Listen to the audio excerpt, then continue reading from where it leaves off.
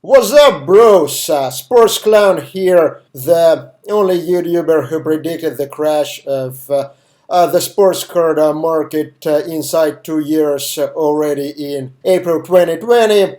I don't want to brag too much about it because it was something which was very obvious, so bragging about means like making myself to look the tallest out of seven dwarfs. But today we have another economy related topic. And unless you are living in an isolation, you probably noticed that we are currently experiencing a pretty severe inflation. And today we are going to talk about how inflation will affect card market. Before I will start, I would like to remind you that I'm not a licensed financial advisor, so this video is not a formal investment advice. But in terms of my background, I am a finance professor by my trade, and I have consulted well-known asset management firms in the US, Canada, and Europe. So let's start. The first thing which we need to understand that the problem is not inflation per se, because if there is inflation but your income is growing faster than prices, like you don't really care about because your purchasing power is growing. However, what we are experiencing right now is that wages in the economy are growing, but they're growing much slower than inflation. And what it means that you are able to purchase less and less goods over time. The official statistic in the US is that real wages are dropping at approximately a 2% rate annually. In fact, they're dropping faster because the official statistic has incentive to reduce the inflation because government has a lot of debt which is linked to inflation, and for this reason, if they will report a lower inflation, they will have to pay investors less money. So that's why they report inflation which is actually lower than what you observe. For that reason, real wages are not actually dropping at 2% annual rate. They are roughly dropping at something around 5% annual rate. So essentially, at this rate, every year you are able to purchase 5% less goods than in the previous year. Now, the second point which is important to understand is that you are not just going to uniformly reduce all your consumption by 5%. For example, say in terms of food, you'll still have to eat breakfast, so you will be buying breakfast cereal. So this type of consumption won't get reduced. For example, now it's winter, so you need probably to heat your apartment, so you're not gonna live in cold, or like you're still gonna have sex, so you need to buy condoms. So what it means, it means that some of your consumption you're gonna reduce more than 5%, so that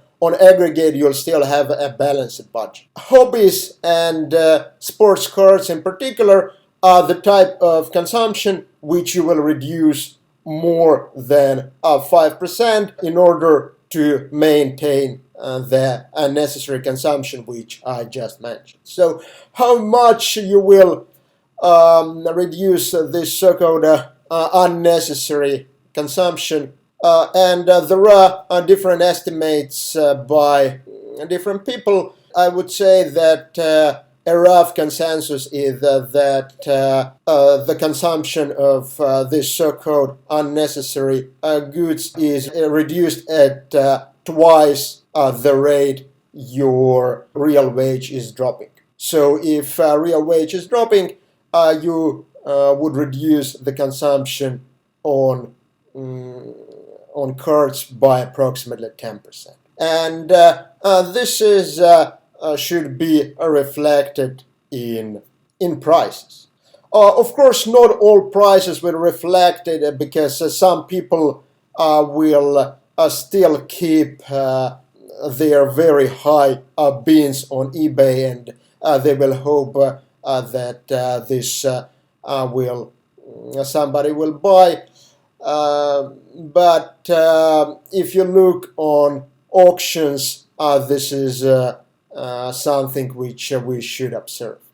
And importantly, here we are talking about real prices, that is, prices adjusted for inflation. For example, if inflation is 10%, which it might well be in the beginning and even the first half of the next year, and you sell the curd for the same price in terms of dollars, which you paid for it this year, it means that you actually lost 10% in terms of the actual real value. Now, what about sealed product? And there actually prices are likely to increase. And this is due to these huge supply chain problems which we are currently facing. So all ports, especially on the west coast of the US, are really stuck and impossible to get a lot of things into the country. Also a lot of production issues due to people being out of their work due to COVID and so on and so forth. For this reason, it's just more expensive for curd producers such as Panini, Upper Deck, and Tops to produce any kind of curds in particular, and the prices are only going to increase.